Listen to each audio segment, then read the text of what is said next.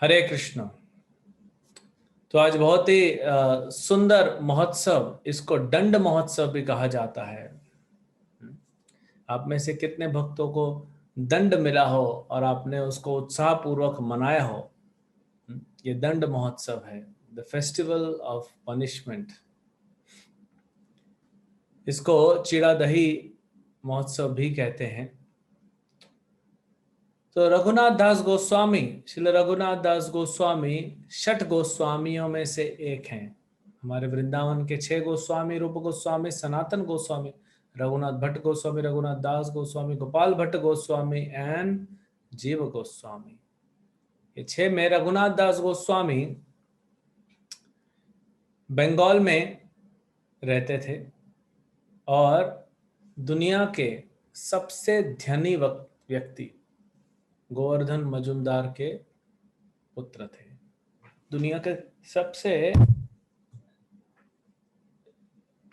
धनी व्यक्ति, चार्जिंग खत्म हो गया, दुनिया के सबसे धनी व्यक्ति के पुत्र थे। उस समय उनकी आमदनी बताई जाती है 2 लाख। अब उस समय सोने की मुद्राएं चलती थी। 1 महीने की आमदनी, कहीं पे 1 लाख, कोई 2 लाख, जो भी है। आज 1 लाख रुपए भी बहुत है, आज भी 500 साल बाद। तो उस समय 500 साल पहले 1 लाख सोने की मुद्राएं। अब सोच सकते हैं कितना उनका, कितना धनी थे वो। बंगाल उस समय सबसे धनी राज्य था पूरे विश्व में। तो रघुनाथ दास गोस्वामी बचपन से ही, जब वो छोटे से थे, तो गोवर्धन मजुमदार और उनके भाई हिरण्य मजुमदार ने हरिदास ठाकुर को बुलाया और सभा लगाई कि हरिनाम का महिमा क्या है। तो हरिदास ठाकुर को बुलाया गया। अब हरिदास ठाकुर नहीं होंगे तो फिर हरिनाम की महिमा कौन बताएगा? रामाचार्य हैं। तो तब रघुनाथ दास छोटे से थे और उन्होंने जब सुना हरिदास ठाकुर से हरिनाम की महिमा, उनकी इतनी रुचि आ गई, वो पर्सनली सेवा करने लगे कुछ दिनों तक हरिदास का, और इतने आसक्त हो गए हरिदास ठाकुर से, चैतन्य महाप्रभु से और हरिनाम से, क्यों भक्ति में लग गए। थोड़े बड़े हुए, उनके पिता ने देखा कि इसके लक्षण जो हैं ठीक नहीं हैं। आज की भाषा में, क्यों? ये बार बार भाग जाता है चैतन्य महाप्रभु के आंदोलन को ज्वाइन करने के लिए। ब्रह्मचारी बनूंगा बोलता है, सन्यासी बनूंगा। तो पिताजी बोले कि अरे हमारा भाई का कोई बेटा नहीं है, हमारा एक ही बेटा है, इतना बड़ा प्रॉपर्टी, इतना बड़ा कुल कौन संभालेगा, तुम चले जाओगे तो। वो तो बार बार भाग जाते थे, वो भाग जाते थे, पकड़ के ले आते थे। फिर पुरानी तरकीब है, उन्होंने अपनाई। उन्होंने सोचा पैसे तो इसको बांध नहीं पा रहे हैं, तो रघुनाथ दास गोस्वामी का शादी करा दिया। इसका शादी करा देते हैं, क्योंकि इस संसार में बांधने के लिए 2 चीजें हैं, पुरुष के लिए स्त्री और स्त्री के लिए पुरुष, और दोनों को बांधता है पैसा। हालांकि दोनों को अलग भी पैसा ही करता है। बहुत सारी जगह पे हम देखते हैं इतना पैसा हो जाता है कि दोनों में झगड़ा हो जाता है और अलग हो जाते हैं। तो रघुनाथ दास गोस्वामी को बंधन में डालने का प्रयास किया, पैसे तो थे, अब उनका विवाह करा दिया। फिर भी जब मौका मिलता था भाग जाते थे। सिक्योरिटी ढूंढ ढूंढ के, कभी 10 किलोमीटर भाग गया तो सिक्योरिटी पकड़ के ला रहा है, कभी 20 किलोमीटर भाग गए, सिक्योरिटी पकड़ के ला रहा है। ये रोज का ही हो गया इनका, लेकिन वो जा नहीं पा रहे थे। आगे बताएंगे कारण कि चैतन्य महाप्रभु के आंदोलन को ज्वाइन करने के लिए क्या आवश्यकता है, ये क्यों नहीं जा पा रहे थे। तो एक दिन रघुनाथ दास गोस्वामी की मां ने अपने पति से कहा कि आप इसको रस्सी से बांध दो, तब ये यहां पे ठीक रहेगा। तो उनके पति ने कहा, बोलते हैं, अरे इसको मैंने इंद्र जैसा ऐश्वर्य दिया है, इंद्र जैसा ऐश्वर्य है, अप्सरा जैसी सुंदर इसकी धर्म पत्नी है, ये दोनों नहीं बांध पाए, तुमको लगता है इसको ये रस्सी बांधेगी? ये चैतन्य के पीछे पागल हो गया है। और जो व्यक्ति चैतन्य महाप्रभु के पीछे पागल हो जाए, दीवाना हो जाए, उसको कोई नहीं बांध सकता। इस ब्रह्मांड में ऐसी शक्ति नहीं है जो उसको बांध सके। तो इसीलिए प्रभुपाद जी कहते हैं कि हम सबको हरिनाम इतना अच्छे से जप करना चाहिए और चैतन्य महाप्रभु से इतना आसक्त हो जाना चाहिए कि हम चैतन्य महाप्रभु के लिए पूरी तरह पागल हो जाएं। फिर दुनिया की कोई शक्ति हमें बांध नहीं पाएगी, हमें कोई बंधन नहीं रहेगा, सारे बंधन छूट जाएंगे और हम सीधा भगवत धाम को निकलेंगे। तो इसीलिए तो यही तो भक्ति कर रहे हैं कि चैतन्य महाप्रभु के प्रति हमारी आसक्ति बढ़े। इसीलिए हम हरि नाम का जप कर रहे हैं, इसीलिए भागवत कर रहे हैं, इसीलिए हम भक्तों का संग कर रहे हैं, प्रसाद खा रहे हैं, यही सब प्राप्त करने के लिए। तो क्या करें? तो रघुनाथ दास गोस्वामी बहुत प्रयास किए लेकिन हो नहीं पा रहा था। अभी सोचने विचारने लगे कि क्यों नहीं हो रहा है, मैं तो भगवान के पास जाना चाहता हूं, क्यों मुझे बार बार बंधन में डाल दिया जा रहा है। फिर उनको एक खबर मिली कि भगवान नित्यानंद जो आदि गुरु हैं वे आए हुए हैं। कहां पे? वे यहाँ पानीहाटी में आए हैं। आप में से पानीहाटी जानते हैं आप लोग? बड़ा सुंदर स्थान है, आज भी सुंदर स्थान है। कलकत्ता से 1 घंटा लगता है, मेरे ख्याल से 25-30 किलोमीटर है। बढ़िया गंगा बहती है और वहां गंगा उल्टी बहती है पानीहाटी में, और गंगा के तट पे ही हमारा मंदिर है इस्कॉन का। और इस्कॉन के मंदिर से यानी इस्कॉन के मंदिर में ही सीढ़ी उतर के सीधा आप नहाने जा सकते हैं नदी में, और पानी नदी का अंदर आ जाता है मंदिर में जब बाढ़ आती है। तो आज भी बड़ा सुंदर रमणीय स्थान है वो।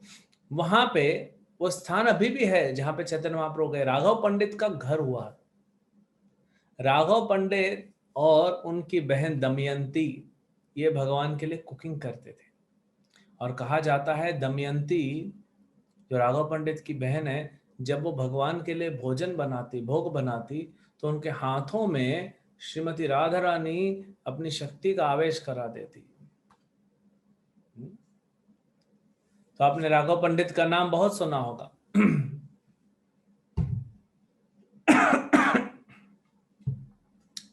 तो फिर रघुनाथ दास गोस्वामी को पता पड़ा कि नित्यानंद प्रभु हैं। अब नित्यानंद प्रभु, भगवान चैतन्य महाप्रभु तो सबसे ज्यादा कृपालु है, नमो महावदन्याय, सबसे ज्यादा कृपालु है, लेकिन नित्यानंद प्रभु उनसे भी ज्यादा कृपालु है।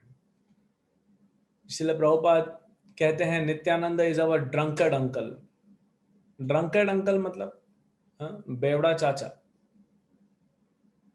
तो क्योंकि भगवान चैतन्य महाप्रभु हमारे पिता हैं, तो उनके भाई हमारे चाचा या ताऊ, जो भी हो, बड़े भाई हैं, ताऊ हैं, इंग्लिश में सब अंकल ही हो जाता है। क्यों ड्रंकर्ड बोल रहे हैं? क्योंकि हमेशा नित्यानंद प्रभु गौरंग महाप्रभु के नाम में, हमेशा उनके नाम के नशे में डूबे रहते हैं। कभी भी आप देखेंगे नित्यानंद और गौरंग महाप्रभु अगर कहीं एक जैसे दिखते हैं, कहीं पे होती है डीटी एक जैसे दिखते हैं, तो नित्यानंद की आंखें ज्यादा लाल होती हैं। कैसे जो नशा किया हुआ आदमी झूमता है उसकी आंखें पूरी लाल हो जाती हैं। तो नित्यानंद प्रभु हमेशा हरिनाम के नशे में डूबे रहते हैं, और जिससे मिलते हैं, जो उनके संपर्क में आता है, उसको हरिनाम का नशा हो जाता है। जो नित्यानंद प्रभु के बारे में स्मरण कर ले, उनका नाम ले ले, वो भक्ति में आगे बढ़ जाता है, उसको कृष्ण प्रेम मिल जाता है। नित्यानंद प्रभु के चरणों का हमें स्मरण करना चाहिए। स्मरण मात्र से हम भक्ति में प्रगति करते हैं। भगवान नित्यानंद की अनंत लीलाएं हैं, और वही नित्यानंद आदि गुरु हैं। वही नित्यानंद बलराम है, वही शंकरशन है, वही लक्ष्मण है, वही अनंत शेष है। पूरी सृष्टि का सृजन उन्होंने ही किया है, तो वो आदि गुरु हैं।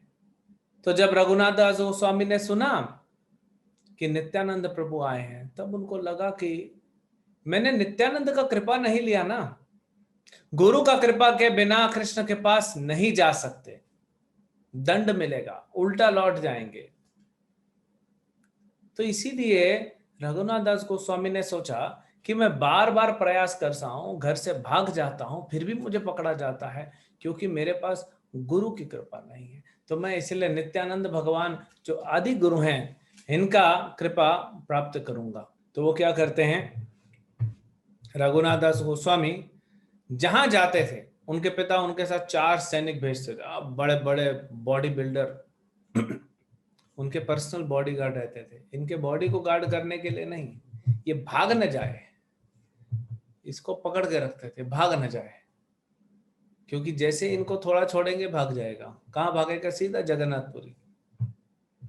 तो अभी तक अनसक्सेसफुल अटेम्प्ट बहुत सारे हुए। अब वो नित्यानंद प्रभु से मिलने आते हैं। तो रघुनाथ दास गोस्वामी के साथ उनके जो 4-5 सैनिक होते हैं वो भी आते हैं, और रघुनाथ दास गोस्वामी देखते हैं गंगा किनारे बड़ा सुंदर स्थान है, गंगा किनारे रेत है, बालू है, और वहां पे एक चबूतरा बना हुआ है, पेड़ है, पेड़ के पास चबूतरा बनाते हैं ना लोग, ऐसे गोल चबूतरा बनाते थे। वहां पे भगवान नित्यानंद बैठे थे अपने पार्षदों के साथ, और कुछ जो और भी भक्त थे वो नीचे जमीन पे बैठे हुए थे, भूमि पे बैठे हुए थे, सब उनके इर्द गिर्द बैठे। कृष्णदास कविराज गोस्वामी कहते हैं ऐसा लगता है कि हजारों हजारों चंद्र एक साथ आके, नित्यानंद ऐसे दिख रहे हैं कि हजारों हजारों चंद्र वहां पे आ गए हों। और ये उनके पार्षद कैसे दिख रहे हैं, ये तारों के साथ, तारों के जैसे, सितारों के जैसे। एक आचार्य भजन भी लिखते हैं ना कि भगवान नित्यानंद के चरण कैसे हैं, कोटि चंद्र सुशीतल है। कोटि चंद्र, करोड़ों करोड़ों चंद्र। अब आपको पता है सूर्य में और चंद्र में फर्क क्या है। चंद्र की जो किरणें होते हैं बहुत ठंडी होती है।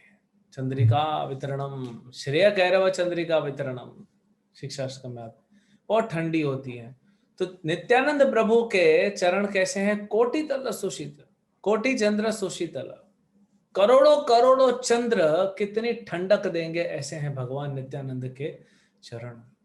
इसीलिए हमको भगवान नित्यानंद या उनके प्रतिनिधि गुरु हैं जो, उनका आश्रय लेना चाहिए।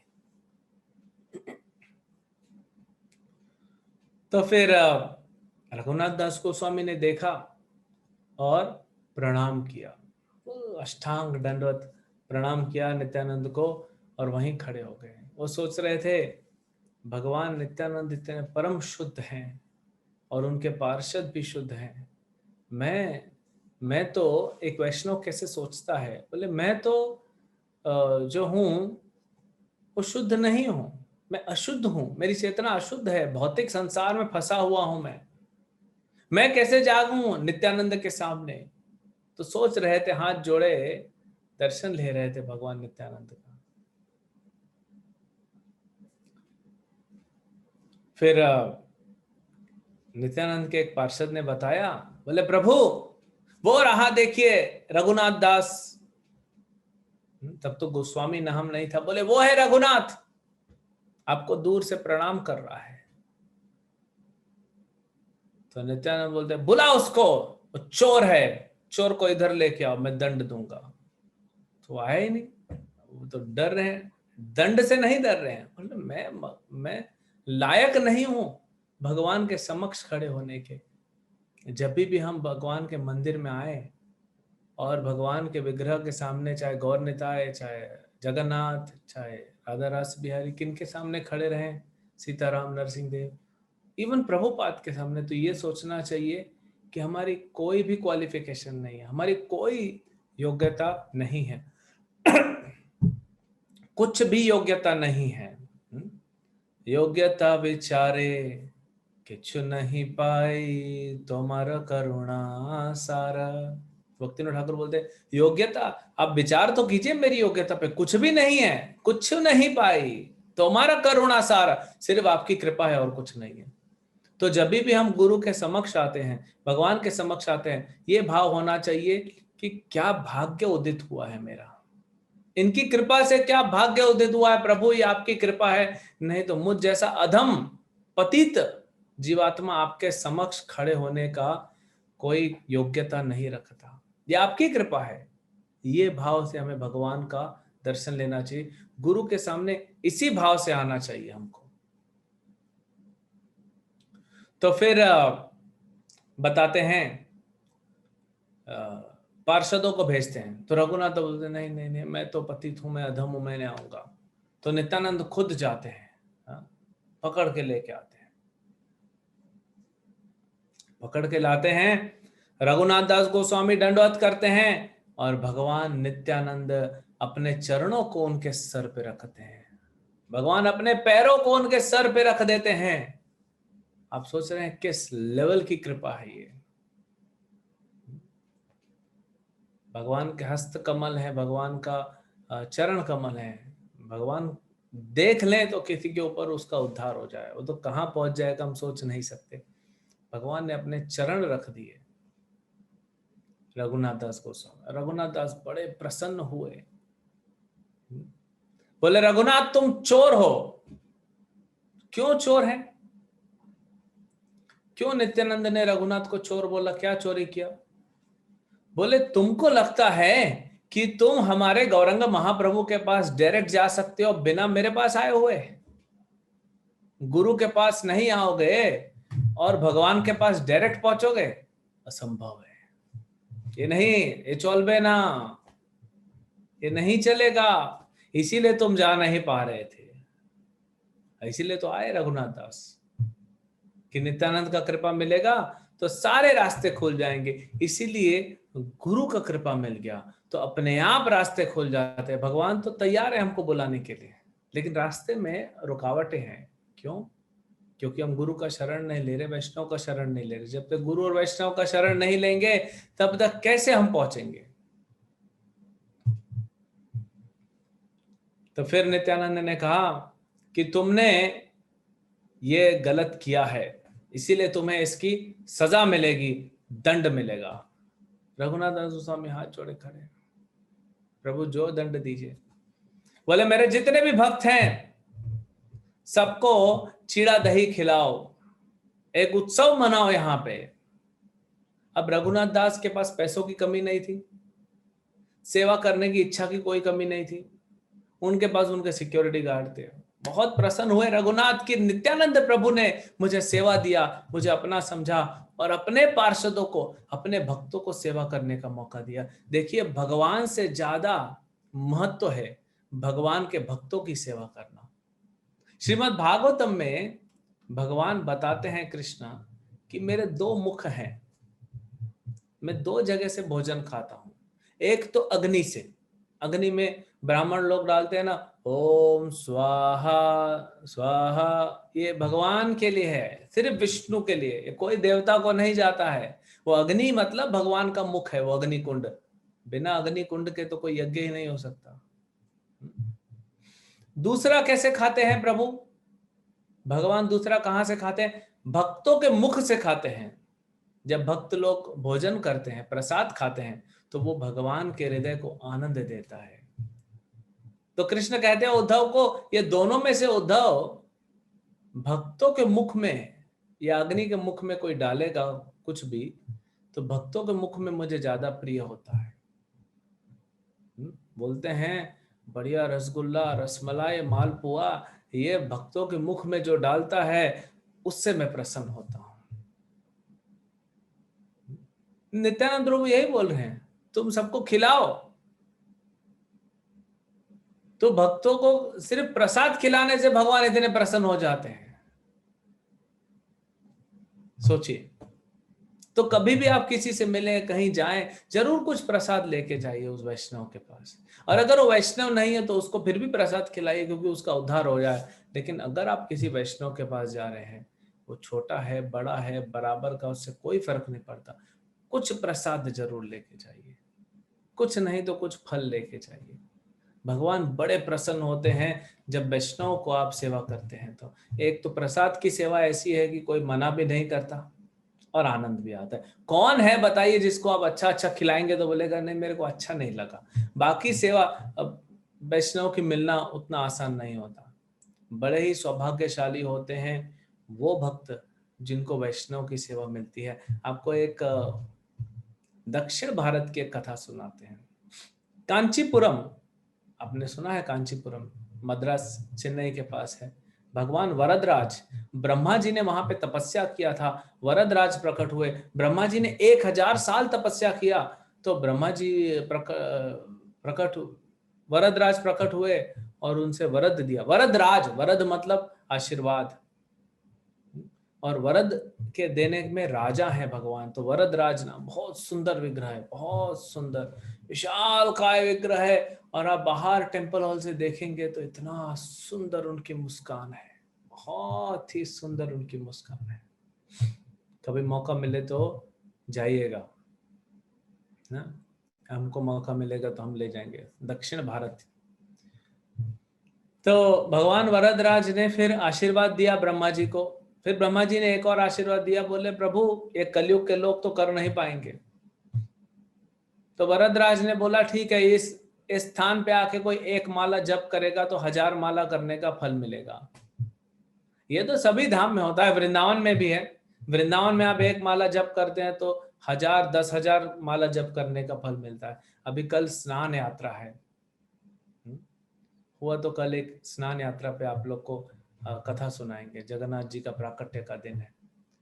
तो जगन्नाथपुरी में भी रथ यात्रा बड़ा उत्सव होने वाला है। इस बार तो कोरोना की वजह से सब बंद है, पिछले साल भी ऐसे ही था, लेकिन बड़ा उत्सव है। तो जब हम बता रहे थे वरदराज के बारे में, तो वरदराज ने वहां पे उनको वरदान दिया। अब वरदराज के एक भक्त हुए जिनका नाम था कांचीपूर्णा। वो क्या करते थे, चामर होता है ना, आप देखे होंगे सफेद कलर का, जैसे हम लोग मंदिर में यूज करते हैं चामर। वो चामर को पानी में भिगोते थे, और क्योंकि बहुत गर्म है उधर, दक्षिण में बहुत गर्मी होती है, तो चामर को पानी में भिगो के और सेवा करते थे। और कांचीपूर्णा का सेवा ही था भगवान को चामर ढुलाना। अब भगवान से रोज बात करते हैं, इतने महान भक्त हुए हैं कांचीपूर्णा की, वो वरदराज से बात करते थे तो सारे गांव के लोग कांचीपूर्णा के पास आते थे, बोलते थे प्रभु जी मेरा ये प्रश्न पूछे ना भगवान से, मेरा ये प्रश्न पूछे। तो वो प्रश्नों का लिस्ट लेते थे, भगवान की सेवा करते थे, बोलते थे प्रभु ये भक्त ने प्रश्न पूछा है, और फिर वरदराज भगवान आंसर देते थे। फिर दूसरा प्रश्न, फिर आंसर देते थे, फिर तीसरा प्रश्न, ऐसे रोज प्रश्न उत्तर चलता था। कांचीपूर्णा ने सोचा मैं रोज प्रश्न उत्तर पूछ रहा हूं, कभी मैंने भी प्रश्न पूछना चाहिए ना अपने लिए। तो कांचीपूर्णा ने पूछ लिया एक प्रश्न। क्या पूछा, बोले प्रभु मेरा भी एक प्रश्न है। तो वरदराज भगवान बोले अरे तुम तो सबके प्रश्न पूछते हो, अपना भी पूछ लो, क्या दिक्कत है। प्रभु मैं वैकुंठ धाम जाऊंगा क्या, ये मैं जब जीवन पूरा हो जाएगा, शरीर छोड़ दूंगा, इस जीवन के बाद मैं आपके धाम में आऊंगा क्या। तो भगवान चुप हो गए, कुछ नहीं बोल रहे, गंभीर हो गए। तो कांचीपूर्णा का चिंता पड़ गया, बोले प्रभु सबके उत्तर तो फटाफट देते हो, मेरा उत्तर इतना सोच को रहे हो।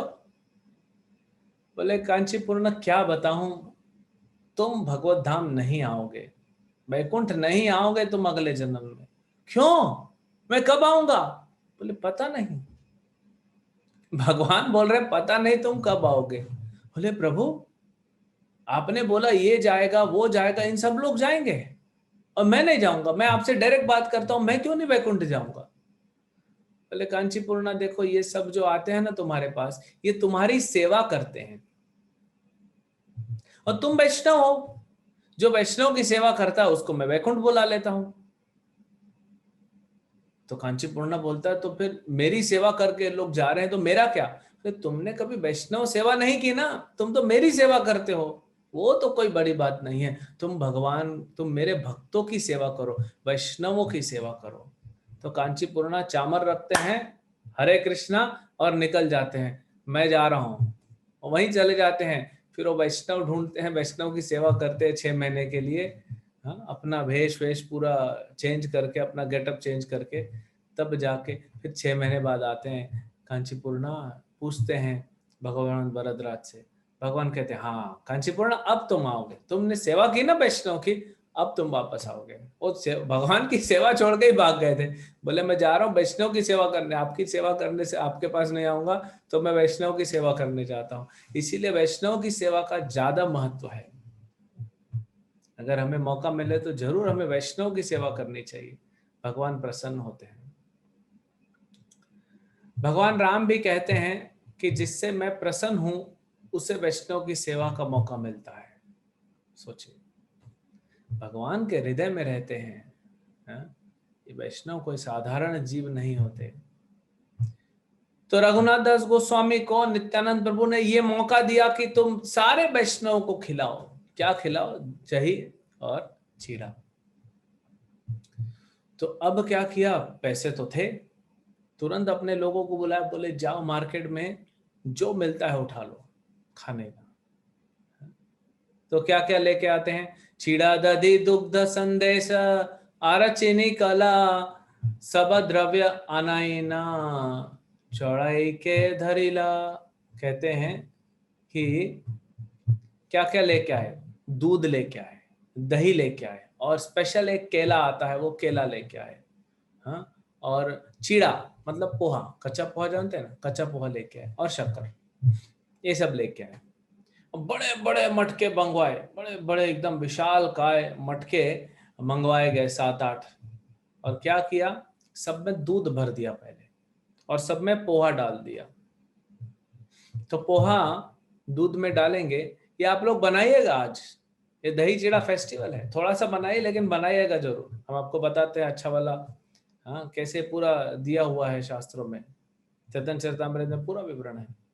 तो उन्होंने क्या किया, पूरे जो चिवड़ा है, कच्चा पोहा जिसको पोहा बोलते हैं व्हाइट वाला, उसको भिगो दिया दूध में। ब्राह्मणों ने कुकिंग, सब ब्राह्मण कर रहे थे, सब आ गए। अब भगवान नित्यानंद देख रहे हैं, बढ़िया हर्षोल्लास से आनंद से फेस्टिवल चल रहा है। तो उसको भिगोया थोड़ी देर, तो बड़े और सॉफ्ट हो गए और दूध भर गया सब में। फिर उसमें से निकाल के आधा जो है उसको दही में डाल दिया, मतलब एक बड़े घड़े में दही डाली, और आधा पोहा दूध में भिगोया हुआ उसको दही में डाला, और बाकी आधा पोहा क्या किया, उसको निकाला चिवड़ा को, और रबड़ी में डाल दिया। यानी दूध को बहुत उबालते उबालते उबालते उबालते गाढ़ा हो जाता है रबड़ी जैसा, उस रबड़ी में डाल दिया।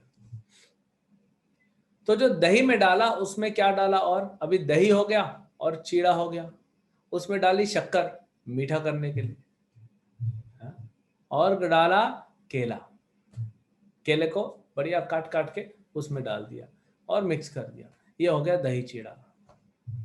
दूसरे वाले में क्या डाला, दूसरे वाले में रबड़ी थी, शक्कर डाली और चीड़ा डाल दिया। आपको चाहिए तो आप उसमें आम भी डाल सकते हो, तो और फ्लेवर आएगा, आम का सीजन है और फ्लेवर आएगा। अब ये दो बड़े बड़े विशाल घड़े तैयार हो गए।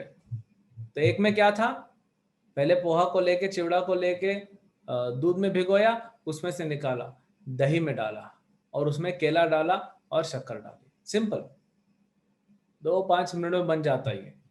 और दूसरे में क्या डाला, रबड़ी बना के रखी थी, रबड़ी में पोहा डाला और शक्कर डाली, और चाहिए तो आप मैंगो डाल सकते हैं, आम काट के, कच्चा वाला नहीं, पका हुआ आम। और ये तैयार हो गए।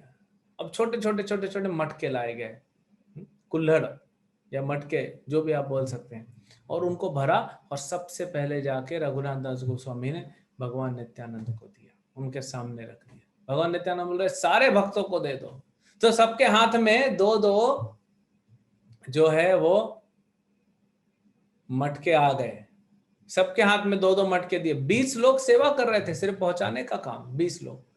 तो एक मटका उसमें दही चीड़ा, एक मटका दूध चीड़ा, तो सबके हाथ में आ गए, सबके सामने आ गए। तो भगवान महाप्रभु, भगवान नित्यानंद प्रभु के पार्षदों के पास आ गए, फिर दूसरे भक्तों के पास। तो गांव में खबर फैल गई कि बड़ा महोत्सव हो रहा है इधर, चीड़ा दही महोत्सव हो रहा है। तो सारे ब्राह्मण आ गए, और सारे ब्राह्मण आ गए, सबको दो दो कुल्हड़ दिए गए। सब, अब नित्यानंद प्रभु जहाँ बैठे ऊपर, वहां तो सब सीनियर भक्त बैठे, फिर सब नीचे बैठे। अब नीचे जगह भर गई, पूरा जमीन भर गया दूर दूर तक। तो फिर कुछ गंगा के तट पे चले गए, बाजू में गंगा थी, और आ रहे हैं, और भक्त आ रहे हैं, और भक्त आ रहे हैं। किधर से भक्त आ रहे हैं? भगवान का आयोजन है, भगवान का आयोजन है। भक्त आते जा रहे हैं, आते जा रहे हैं, आते जा रहे हैं। अब राघव पंडित आते हैं, जिनका घर बाजू में, बोलते हैं नित्यानंद प्रभु आपके लिए भोजन तैयार रखा है। आप बोले मैं नहा के आता हूं, आए ही नहीं। नहाने निकले थे गंगा में, ये सब क्या, चलो जल्दी, भोजन तैयार होके रखा है, भगवान को भोग लगा के रखा है, ठंडा हो जाएगा। तो बोलते हैं राघव पंडित मैं तो ग्वाला हूँ। नित्यानंद प्रभु कहते हैं मैं ग्वाला हूँ, और मुझे अच्छा लगता है सब पिकनिक मनाना, नदी के तट पे। ये वहाँ वृंदावन में यमुना का तट था, ये गंगा का तट है, तट पे बैठना बढ़िया। हमारे मित्र बैठे हैं, ग्वाल बाल बैठे हैं। तो ये सारे ग्वाल बाल जो भक्तों के रूप में आ रहे थे, सब भगवान के नित्य पार्षद। तो राघव पंडित को बोले तुम भी बैठ जाओ, जो तुम्हारे घर में भोजन बनाया ना उसको मैं रात को खाऊंगा, अभी यहाँ पे ये खा लेते हैं, मैं रात को जरूर खाऊंगा, तुम बैठो इधर। और नित्यानंद प्रभु ने उनको भी 2 मटके दिलवा दिए, खाओ। अब इधर भक्त आ रहे हैं, आ रहे हैं, अभी पूरा भूमि भर गया। फिर इधर क्या हुआ, गंगा के तट पे बैठने लगे, वो भी भर गया। फिर कुछ ब्राह्मण आ रहे हैं, वो 2 मटके लेके, अपना धोती पकड़ के, एक हाथ से मटका पकड़ के, वो गंगा में ही उतर गए। कोई थोड़ा, कोई थोड़ा उतरा, कोई और उतरा, कोई और उतरा, कोई और उतरा, ऐसे पूरा समंदर बन गया भक्तों का। जैसे सब तरह भक्त अपना 2-2 कुल्हड़ लेके बैठे और आनंद ले रहे हैं। इधर नित्यानंद भगवान ने जब देखा इतना सुंदर उत्सव हुआ है, तो उन्होंने भगवान चैतन्य महाप्रभु को बुलाया। किसी को दिखे नहीं भगवान चैतन्य महाप्रभु, सिर्फ नित्यानंद को ही दिख रहे हैं। तो उन्होंने बुलाया चैतन्य महाप्रभु को। चैतन्य महाप्रभु प्रकट हुए और नित्यानंद ने अपने हाथ से चैतन्य महाप्रभु को खिलाया। सब देख रहे थे कि नित्यानंद ऐसे कुछ कर रहे हैं, और जो उनके हाथ में भोजन था वो गायब हो जाता था, क्योंकि महाप्रभु पा लेते थे। महाप्रभु कहते हैं जहां पे सची माता भोजन बनाती है मैं वहां हमेशा रहता हूं, जहां पे नित्यानंद रहते हैं मैं वहां हमेशा रहता हूं, जहां पे राघव पंडित कुकिंग करते हैं मैं वहां हमेशा रहता हूं। ये स्थानों में महाप्रभु हमेशा ही रहते हैं।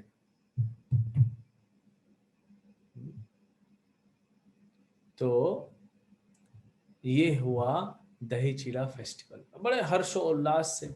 और रघुनाथ दास गोस्वामी बड़े प्रसन्न हुए, उनको नित्यानंद का कृपा मिला, और उसके बाद उनका रास्ता खुल गया। कहाँ? भगवान चैतन्य महाप्रभु। उसके बाद ऐसा अरेंजमेंट हुआ कि उनके घर में जो विग्रह थे, वो पुजारी आता था, उस दिन पुजारी आया नहीं था सवेरे सवेरे पूजा करने के लिए।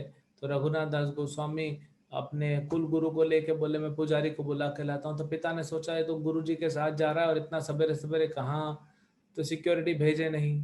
गुरु जी के साथ गए आगे रास्ते तक, गुरु जी को बोले गुरु जी आप जाओ पुजारी को लेके घर, और मैं चला अपने घर। और सीधा वहां से भागे चैतन्य महाप्रभु के पास आ गए। सिक्योरिटी पीछे पीछे आ रहा है, देखा तो पिताजी ने देखा तो है ही नहीं, आया ही नहीं वापस, पहुंच गए जगन्नाथपुरी। तो कैसे हम गुरु को प्रसन्न करते हैं, वैष्णव को प्रसन्न करते हैं, तो भगवान के पास जाने का मार्ग जो है वो खुल जाता है। तो इसका, इस लीला का यही सार है कि गुरु की सेवा करो, वैष्णव की सेवा करो, भगवान के जाने का तो रास्ता अपने आप खुल जाएगा। तो ये हमें शिक्षा लेनी चाहिए और वैष्णव की सेवा करनी चाहिए। तो आप सब लोग आज, एक तो दही चीड़ा उत्सव है तो मनाइए, सब अपने घर में बना सकते हैं। कोई कुछ भी, कोई ज्यादा टेंशन वाला नहीं है कि वो कुछ बड़ा कॉम्प्लेक्स है। हाँ, थोड़ा दूध गाढ़ा कर लिए, थोड़ा सा पोहा दो हिस्से में बांट लिए, दही, केला, मैंगो, ये सब फेस्टिवल, ये तो सब सीजनल आइटम है, तो बहुत स्वादिष्ट रहता है। और हमेशा याद रखिए, इसीलिए भगवान भी कहते हैं गुरु कृष्ण प्रसादे पाए भक्ति लता पीज। पहले गुरु का कृपा चाहिए, फिर कृष्ण का कृपा मिलता है। तो गुरु का, हमारे रूप गोस्वामी, शिल रूप गोस्वामी पाद कहते हैं गुरु पाद आश्रय, सबसे पहले गुरु के चरणों का आश्रय लो। गुरु के चरणों का आश्रय लेने से क्या होगा, आपको कृष्ण नाम मिलेगा, हाँ, कृष्ण भक्ति मिलेगी और आप आगे बढ़ेंगे।